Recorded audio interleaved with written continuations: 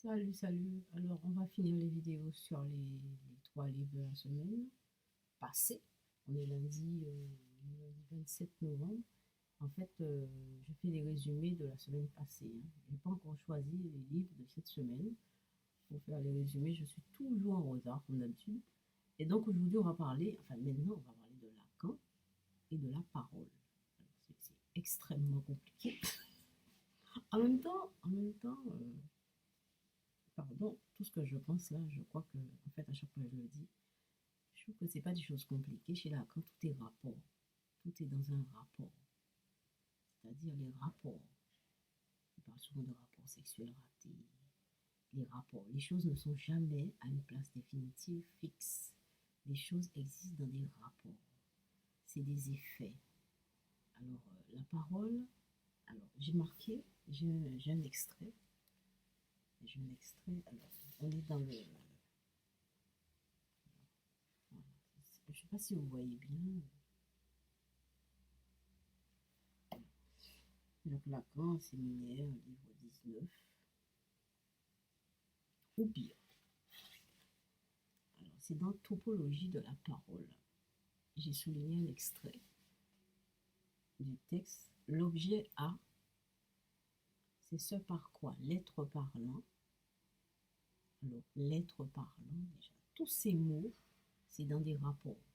On n'allait jamais trouver une notion chez Lacan qui est une donnée, comme par exemple une origine. Par exemple, chez Freud, on va trouver la production de plaisir. Voilà. C'est la production de plaisir, ça vient bien de quelque part. La production de plaisir. Il y a le déplaisir, comme je vous ai expliqué tout à l'heure. Il y a le principe économique. Il y a, voilà. Mais chez Lacan, c'est pas ça. Tout est dans des rapports, tout est dans des nuances et tout est dans les effets. En fait, quand on lit ces textes, en fait, il nous apprend à lire autrement. C'est vrai, parce que quand on lit, c'est encore autre chose, lire des romans, mais quand on lit un livre, quand on lit, par exemple, on cherche une signification, une définition, un sens, et bien on lit la définition, par exemple, et bien, pour nous, la définition, c'est la définition du mot. Et pour Lacan, c'est pas la définition du mot. C'est pas la définition qui va donner le mot. Je sais pas si je suis claire. C'est pas le sens, c'est pas la définition du mot. Non. Le sens est dans un rapport. Mais peut-être que dans la définition, c'est dans un rapport tout simplement. Il faudrait peut-être que je vérifie ça. C'est peut-être, ouais, peut-être. Mais en général, le, un mot égale quelque chose. Mais lui, non.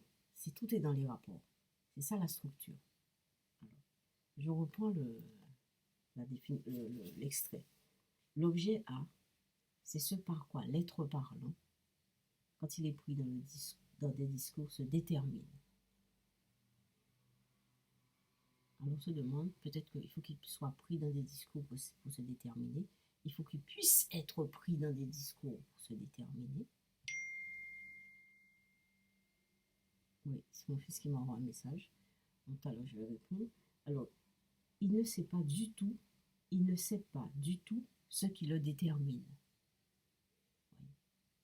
C'est-à-dire c'est un aveuglement constant. Alors, c'est l'objet A, en quoi il est déterminé comme sujet, c'est-à-dire divisé comme sujet. Autrement dit, il est la proie du désir. Alors, je ne vous raconte pas le pauvre sujet. En réalité, il faut qu'on soit réduit à rien pour qu'on existe. En fait, c'est quand il n'y a rien que la limite est fixée. Et tout se joue dans les limites. Tout se joue quand il n'y a rien.